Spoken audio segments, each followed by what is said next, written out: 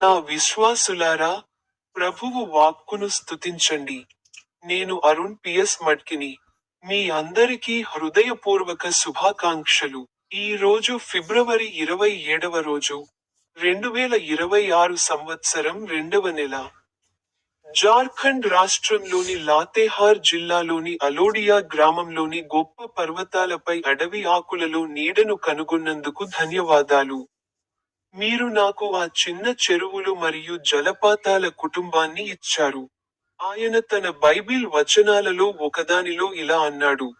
ప్రకటన 2వ అధ్యాయం 10వ వచనంలో, ఆయన ఇలా అన్నాడు. మీరు అనుభవించే వాటికి భయపడవద్దు. ఎందుకంటే మీరు పరీక్షించబడటానికి అపవాది మీలో కొందరిని జైలులో పడవేస్తాడు. మరియు మీకు 10 రోజులు శ్రమ ఉంటుంది. మరణానికి నమ్మకంగా ఉండండి.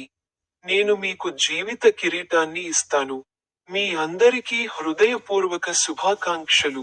మరియు నా యూట్యూబ్ ఛానెల్లోని పాడండి బటన్ పై క్లిక్ చేయడం మర్చిపోవద్దు.